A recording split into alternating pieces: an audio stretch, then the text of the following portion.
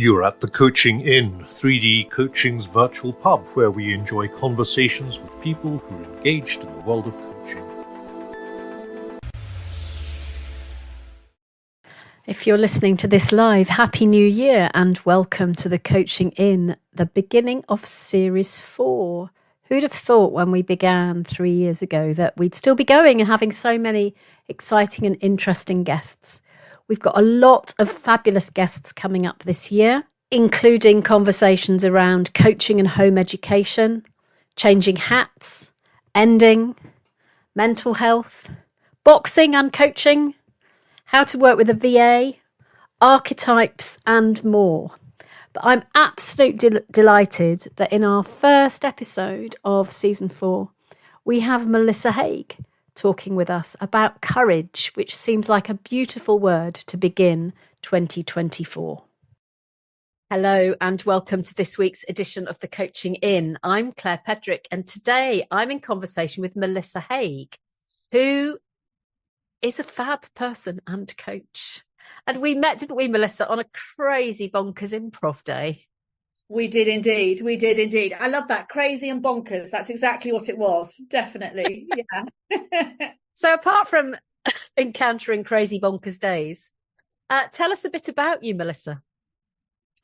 So, okay. Well, I love that opening question, right? Tell me a little bit about you. Well, where to start? So, I guess for me, starting from a coaching perspective, well, I've been coaching now for, I don't know, about 10 years or something like that. And I'm one of those people who caught the bug, found out a little bit about coaching, thought, oh, I maybe ought to learn a little bit more about that. And then just fell in love with the whole kind of concept of coaching, really. And I think that's because I'm a huge fan of conversations. And which is why I'm loving what we're about to do, Claire, which is a conversation, right? Yeah. You just happen to be recording, but I love conversations. And I truly believe that if more people had the conversational skills that come alongside coaching, the world, including the world of work, would be a better place. So I'm all about great quality conversations. That's what I'm passionate about. That's what I love. And that's what coaching gives me the opportunity to do, to have great conversations with lots of wonderful, interesting, curious, odd, unusual, unique and great people. So, yeah. We're going to have fun, aren't we? We are indeed. We are indeed. Yes. So I love that that's the kind of energy feeling part of the journey. Mm-hmm. Which is brilliant. Can we also have a little bit of the factual part of the journey? Maybe? Of course. Yes, of course you may. Of course you may. So yeah, so the factual piece then. So my background is in learning and development. And I've been in learning and development my whole career. And latterly really focusing on leadership development. And that was where my interest in coaching came from. And I started as an internal coach, building coaching cultures and coaching communities within organisations. And then latterly, probably must be nearly nearly 4 years ago now, I decided to take the courageous step into making coaching my full-time job. And I guess the other bit of my work, which is important really for our conversation today, is that I'm also a huge fan of the work of Brené Brown, and all things kind of courage and vulnerability. And so in 2019, I went and trained with Brené to be a Dare to Lead facilitator, which is all about building or helping to develop brave leaders, courageous cultures within organizations. And the joy that came from that for me was really how much I learned about myself. It was a huge self-development journey. And I learned so much about myself as a human, as a leader, but also as a coach.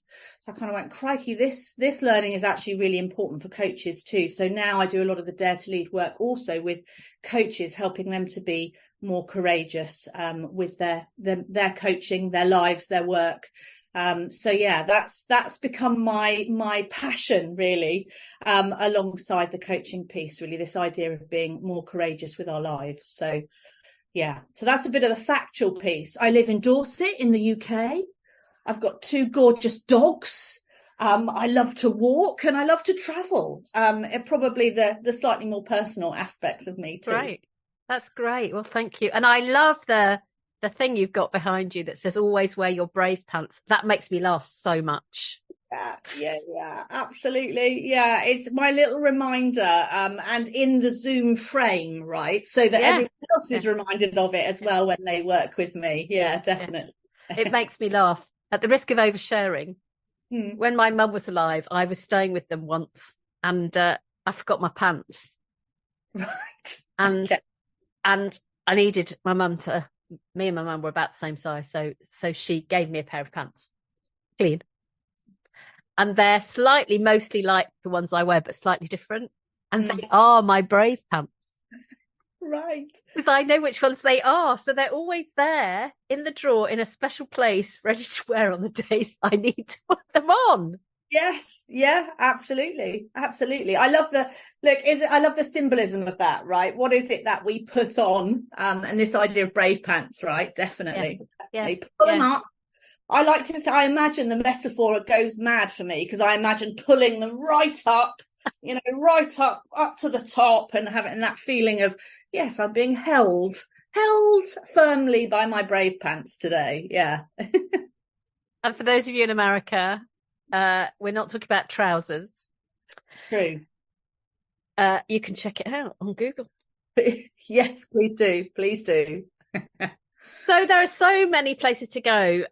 I'm really interested in the journey of the Dare to Lead training with Brene Brown. So how about we start there?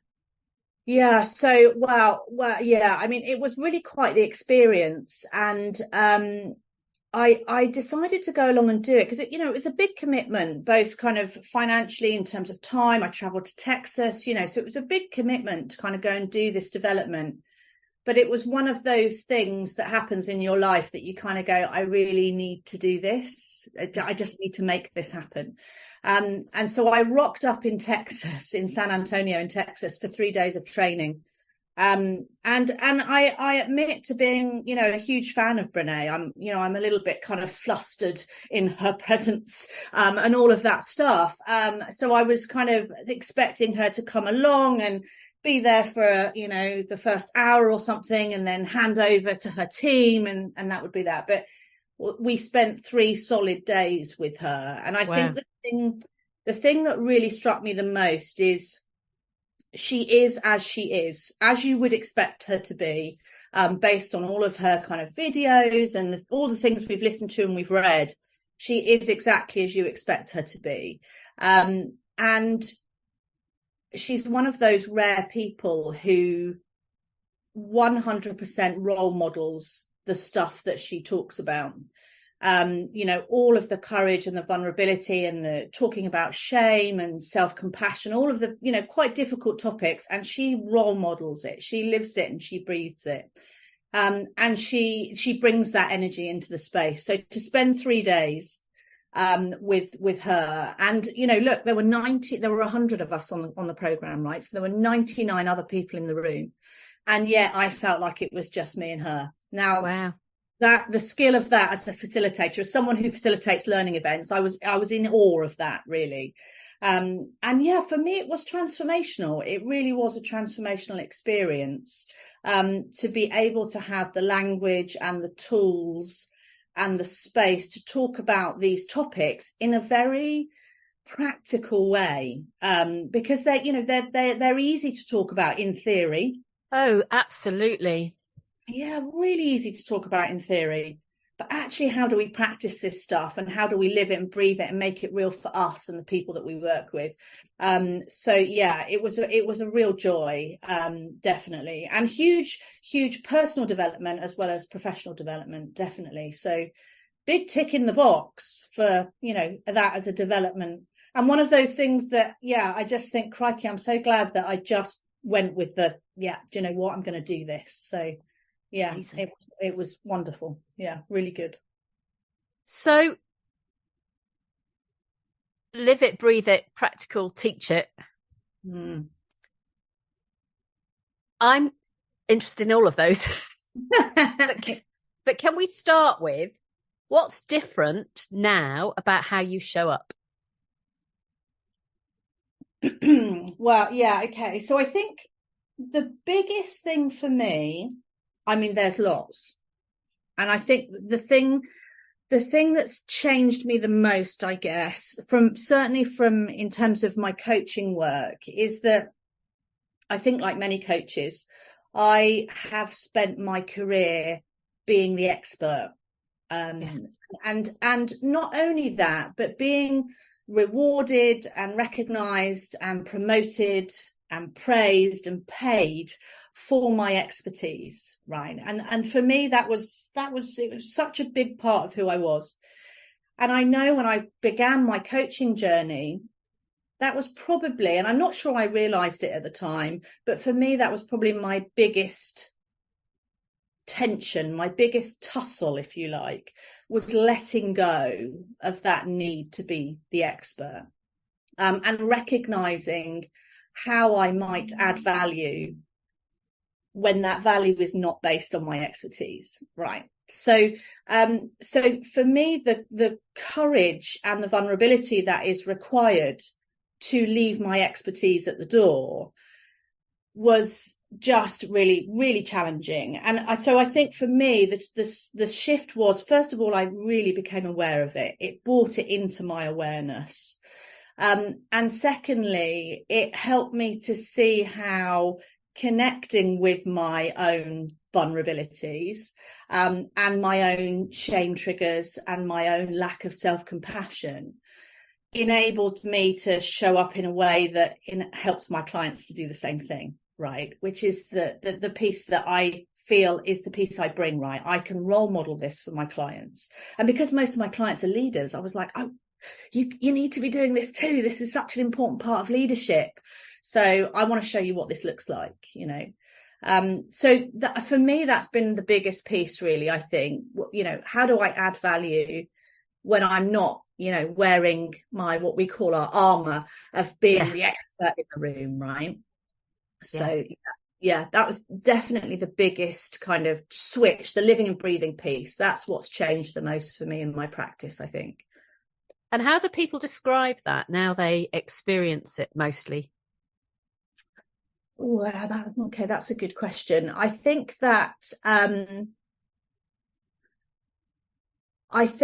certainly my clients will talk about, and they don't necessarily see it as me not being the expert in the room, of course. Yes. You know, they don't see it that way. But what my clients will talk about experiencing now is their realization that they have what they need inside themselves, right? Or they have the beginnings of what they need, at least, which they didn't realize before. And that sort of confidence, if you like, that gives them that sense of, do you know what, I can do this, or I am good enough, or actually, if I just take the time to think about this properly, I can get the solution that I need to get, or I can get where I need to go. So that confidence in themselves, their own kind of self-belief, I guess, is what they start to recognize, rather than, oh, it's okay, Melissa will give me the answer. If I just ask Melissa, she'll tell me, it'll be okay, right? They're like, actually, I don't need that. I know what's okay. I know what good looks like. I just need to be able to unlock that, right? So I think that's probably what my clients would notice. And I think the other thing as well is my clients talk about, I had a client only very recently who said, well, what I've realized, you know, in terms of the sessions that we've been having, is that I don't have to have the answer. I don't know where it came from, to be fair. You know, I hadn't asked something that led them to that point, of course, but I don't have to have the answer. And what a wonderful realization that is for a leader. I don't have to have all the answers, or any of the answers. I don't have to have them. I'm fascinated now to see where that client goes, what that unlocks for them, when they let go of their need to be the expert, right? I just love how normal you are, Melissa. Because as you're talking, this is about the vibe, isn't it? This is about how you are, not about the process of what you do when you're with people. Mm-hmm. It's about the Melissa who rocks up in the room.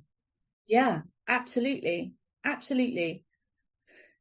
And look, that's the development for everyone, right? Leader, coach, totally. Whatever, right? That's the development for all of us.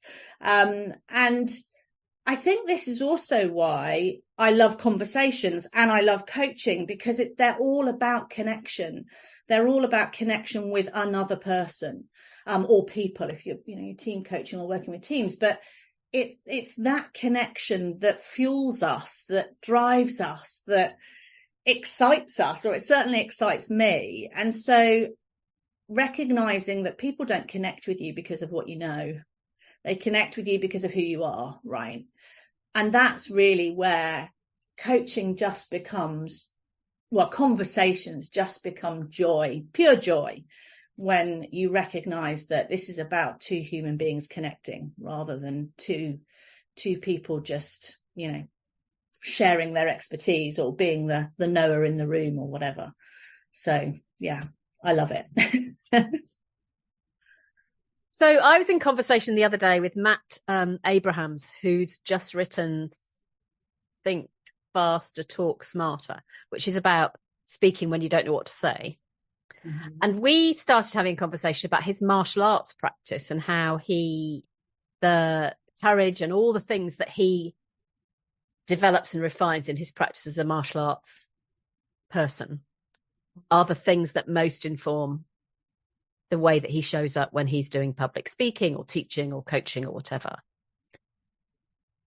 So what most informs you?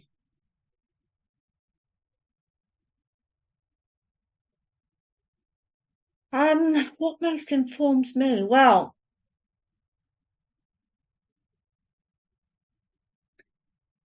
I think for me, it's about how can I make a difference in the room, and how do I make that difference about them and not me? And then really building from that. Well, what I'm thinking about, Claire, is like how do you create difference by how do you create a difference in the room by doing almost the bare minimum, right? But also this piece for me around, I'm also a big fan of Gestalt coaching, or the Gestalt school of thought, if you like. And one of the things that really resonates for me there is around, we are in the room together as two humans. So pretending as a coach that we don't have some kind of impact because we're in the room with the person, that we can be completely non-directive, completely kind of just almost like stone, I imagine it, right? And the client just bounces off of it. It just doesn't work like that, because it's two human beings, right? So there's something for me about what impact do I want my humanity to have in this moment, and what difference do I want that to make, I guess.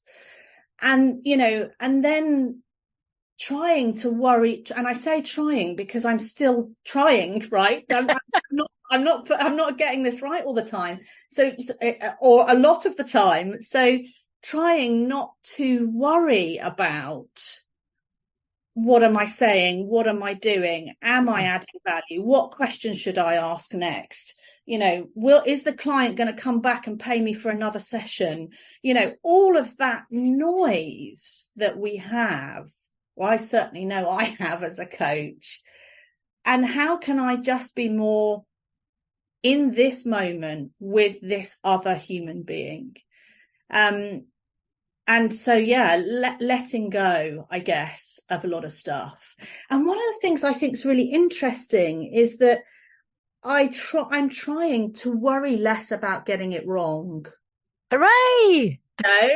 And this is the thing that always fascinates me with me as a coach and any coaches I work with, is that we know this stuff, right? We tell our clients, we talk to our clients about making mistakes and being curious and growth mindset and, and all of it. We know all of this stuff, right? We know it, but we struggle to do it. We struggle to live it, right?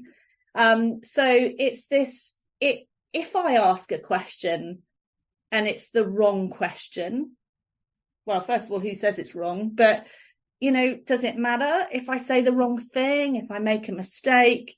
And just being able to let go of that, I think in Dare to Lead, we would call it armor, right? All the ways that we self-protect ourselves, with all of, I've got this skill and this question and this technique, and which is all valuable, right? But how do I just keep all of that off and bear myself here as a human being in this space? And it's a very long answer there, Claire. To that sparked off lots of thoughts for me. It was very rich. Thank you. It triggered all sorts of things in me. So one of them is this concept that what's the least that I need to do in this conversation for this person to move forward, because it often isn't very much. And the other one is that it's usually only one thing that is the game changer in a conversation, isn't it? And it's never the thing you planned. And often it could be anything. And just because that was the game changer in this conversation, it'll probably never be the game changer ever again in anyone else's. Absolutely. But who can, the rest doesn't matter as long as it doesn't sabotage the journey to the moment, which we can do by being, there are lots of ways of sabotaging the journey to the moment. Yeah. Absolutely. And yeah, because I think I love that, sabotaging our journey towards the moment. What a great phrase. Because I'm thinking now about, we get unintentionally, we get in our own way. And as a result, we get in the way of the client, right? And like you say, there are many things that we might do which might get in the way. And I mean, you mentioned at the beginning about the improv workshop that we did together, and that whole concept of, put down your clever and, and just say whatever is obvious. It doesn't need to be something clever. Just speak, just say your obvious out loud, whatever it is, and see where it goes. It's just such a freeing concept, I think, or a freeing way of thinking about conversations. And I love this and again, I'm using the two terms, right? Coaching conversations, because I love this for conversations too. Just whatever, just say whatever, right? Speak your obvious, say it out loud, let go of the need to be clever, and magic happens. It just simply does, right? It just simply does. I love that. It simply does, because we can't make magic happen, because when we make magic happen, it doesn't happen at all. Yes. Mm-hmm. Mm-hmm. So can we come back to courage? You can, of course, yes. Which is the title of the podcast. Yes. Thank you for your patience, everybody. Tell us a bit more about courage, Melissa.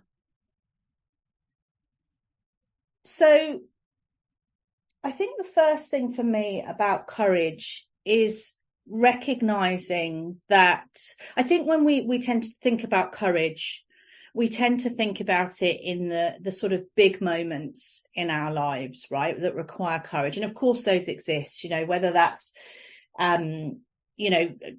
leaving your fully paid, stable, employed life and stepping into the unknown world of setting up a coaching business, or, whether it's all of those big life moments, absolutely. But for me, actually, courage is all of the little things too, all of the everyday moments, simple things that require us to be courageous, saying saying no, setting boundaries, speaking up or speaking out even, just those small moments that happen every day that require us to be courageous.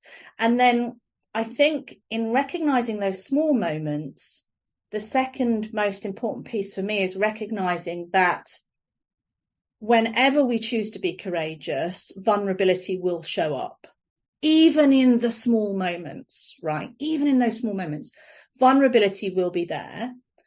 And look, vulnerability feels rubbish. It's not a nice feeling. It's not something that we would choose. Oh yes, I think I'll choose to feel vulnerable today. We would avoid it, right? So there's this real kind of challenge for us where we want to be courageous in all of those small, big, medium-sized moments in our lives, but we don't want to feel vulnerable. So how do we balance and manage that for ourselves?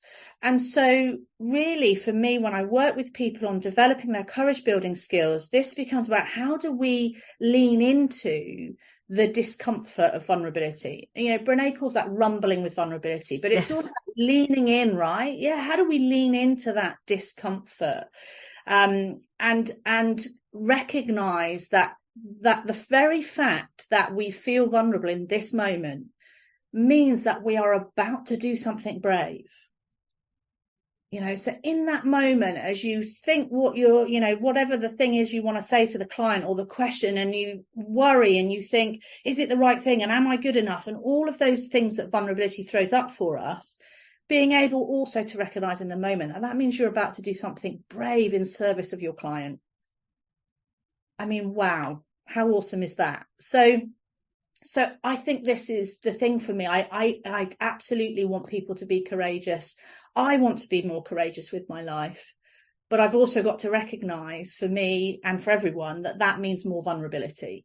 And I've got to learn to lean into that, right? And all that brings with it, whether that's shame and comparison or scarcity or all the critics and, all the lack of self-compassion and all the things that get in the way when we choose to be brave, right? So yeah, courage. There you go. And we have to do it. Well, or choose not to. Well, I think, and this is a really interesting point, I think, Claire, because again, I think I have, look, Brene Brown quotes, right? They're all over the shop. There are hundreds of them, and most of them are all brilliant. But my absolute favorite is, you can choose courage or you can choose comfort, but you cannot have both, right? And what I love about that is the word choice. It is absolutely a choice, right? So when we're on the edge of readiness, right? We're on the edge of stepping into our courage or stepping into our bravery, our moment. It's always a choice whether we step in or we turn around and run for the hills, quite frankly, right? It's always a choice. But what I try to be really curious about is what is informing my choice in that moment. So if I do choose, today's not the day. Today is not the day. But if again tomorrow I think, today's not the day, and the next week I think, today's not the day, what's that about? Can I be curious about that? Can I wonder about that? What's actually stopping me? What's actually getting in my way?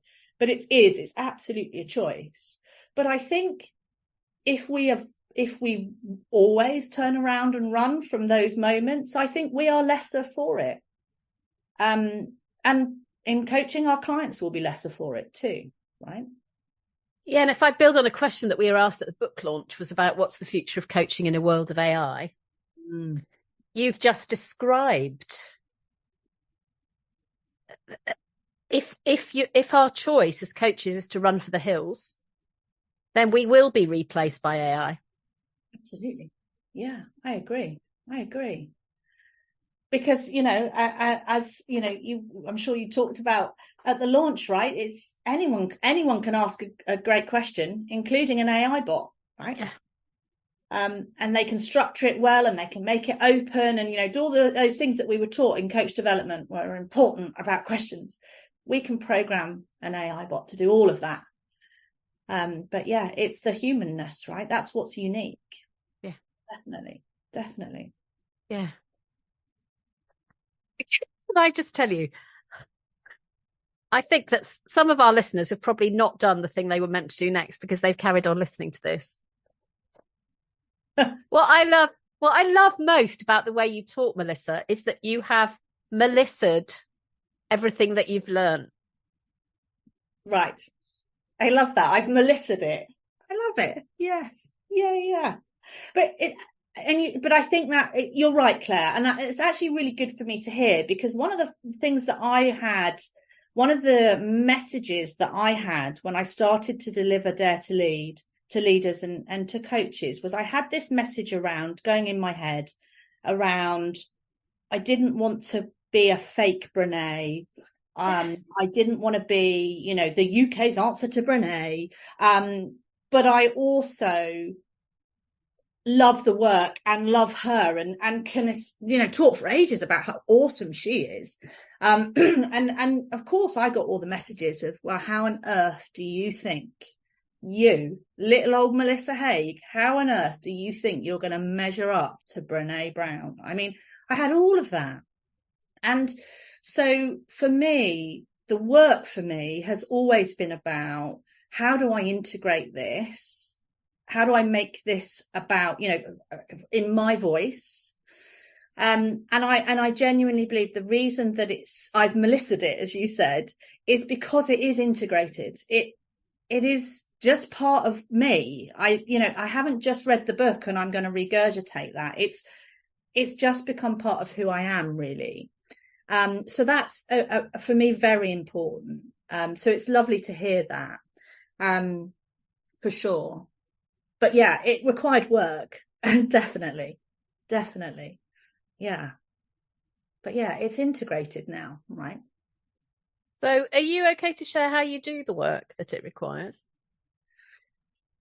So in a kind of general way. Yeah, absolutely. So okay, so yeah, absolutely. So actually something I should say, just kind of building a bridge between this question and the last one, is that and this is a common phrase which I'm sure many people listening will have heard of, is that, to do this work with others, we must first do the work ourselves. Yeah. Is a core belief of mine. And so therefore, that's what I've done with this work. I am doing the work myself. And I choose that phraseology very carefully. I am doing the work myself. I am not the expert, but I am leaning in and doing the work myself. And so one of the I guess the best examples I can give of how I integrate the work is within the Dare to Lead curriculum. We talk about the metaphor of the arena.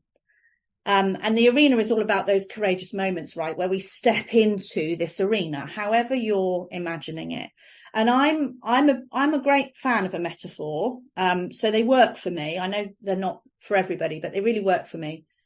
So when I am preparing for what I know will be a courageous moment where I'm required to step into my bravery. So as an example, when I'm preparing for my first coaching conversation with a brand new client, right, which is absolutely a moment that is going to require courage, yeah, on my part. So I visualize that arena, actually stepping into that arena. Sometimes I do it in my garden if the weather's good, and I to my arena. And within the arena, we have a variety of seats, right? Critics, we have people hurling advice. We have all the things that show up, shame, comparison, scarcity. And then we've got our support sections, self-compassion and empathy and all these things. So I actually take the time to walk around my arena. What am I hearing? What are the messages that are coming up for me? Whose voices do I hear? I think about what am I noticing in my body, to really, because one of the things about connecting as a human is we've got to get more connected to ourselves, to our bodies. So what am I feeling in my body? I think about emotions. Can I name them? Can I recognize them? Because again, we're not terribly emotionally literate. We need to get much more granular about what we're feeling emotionally. So I think about that. And I think about, what do I need to, in this moment, in order to be kind to myself? What would I be saying to someone that I love in this moment? You know, if this doesn't go well, what will empathy look like for me in this moment? You know, so that preparation piece. So I actually think about that arena metaphor when I prepare for those moments. And I must tell you, one of the things I always chuckle to myself when I share this with people, because they chuckle too. So one of the seating sections in the arena is the box seats. And really the box seats are kind of, they're the people who are in power in this moment. You know, the people maybe, they probably built the arena, but they have some kind of power. Maybe you're trying to impress them. You want to be good in front of them. So, you know, in my box seats, I have, and in a coaching context, you know, when I'm preparing for those coaching conversations, I have all of I always call them the grandfathers of coaching. Now, there are plenty of grandmothers, right? Yeah. But for some reason, in my box seats are all the grandfathers, of coaching, right? Which is curious to me. But also all of the things that they tell me in all of the books that they've written, and in all of the webinars I've been on with them, and in all of my coach development training, all the things that they told me that coaching should be, all the things I should do and all the things I shouldn't do. They are shouting those things from the box seats, and I've put them there, right? They didn't put themselves there. I've put them there. So yeah, that of course feeds into my expert, my need to be the expert as well. So yeah, how do I, thinking about those messages, and how much of those do I want to listen to? And do I actually just need to turn the volume down right now on those people? Because I just want to show up as me in this moment, Melissa, the coach, as opposed to the one that everyone tells me I should be, right? So yeah, so that's an example of how I use the work on almost a daily basis. And I love that you're kind of going into the arena naked and you've got no backpack. So you haven't said anything about checking your resources, preparing this. Every single thing there is about, am I match ready? Yeah, absolutely. Absolutely. And this is, again, another thing that I get challenged on, or get questions on, is, you know, when we talk about, as you say, the armor or the weapons or the backpack, or, you know, all the stuff that we put on to protect ourselves when we feel vulnerable. Essentially what we're asking for in this work is saying, well, you know, take all of that off. And just like you just did, everyone says to me, whoa, hang on. I get this, but I don't want to walk into the arena naked, Melissa. I'm not doing that, which I totally get. Who wants to do that, right? So then it's kind of like, okay, so what am I going in with? So I am going in with my values. I'm really clear on what my values are. I'm really clear on what living into those values means for me in a coaching moment. You know, I'm going in with my grounded confidence, which is my ability to ground myself in this moment, right? And to be confident that, you know, if I fall, if I fail, it won't be the end of the world. If I ask the wrong question, you know, the world won't end. All of those kind of things, my grounded confidence. So it's also about, how do we develop ourselves so that we can go in and not feel naked, but also not be armored up with all of that self-protection, right? This is just the most wonderful way to begin a day. Thank you. So if people want to come and train with you, and they've got the courage to take the first step. Yes, absolutely. Because everything that you said so far is quite exposing. Mm-hmm. Mm-hmm. If people would like to come and do some work with you, how do they do that? So the best thing to do is the first thing I'd suggest to do is to connect with me on LinkedIn. If you're on LinkedIn, connect with me, because I'm posting stuff around a lot about this stuff on LinkedIn, and therefore that gives you a slightly safer way of connecting to some of this thinking that may not feel quite so exposing, right? And then the second thing is, you know, get in contact, send me an email, you know, DM on LinkedIn, whatever, and let's start by having a conversation. And that may well lead to, the Dare to Lead program for coaches. One of the things I will say about that program is that I run it specifically for coaches. So you will be in a room of like-minded people, and you will be stepping into your courage with your tribe, as opposed to, anything else. So and let's have a conversation, I would say. Let's start there. And talk about what this might look like for you, whether that's the program itself or whether it's some one-to-one work, whatever that looks like. But let's talk first of all, Fabulous. Well, Melissa, thank you so much for coming to the Coaching In. Melissa's website and her LinkedIn info is in the show notes. Perfect. What's your final thing you want to say to our listeners, Melissa?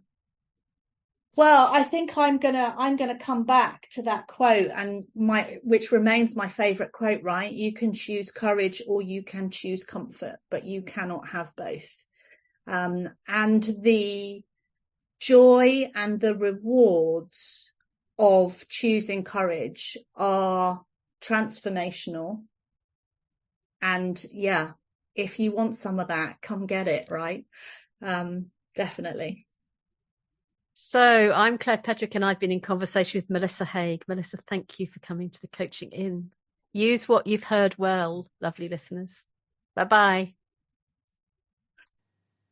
If you've enjoyed what you've heard today, we'd love you to share the podcast with a friend or leave a comment on social media.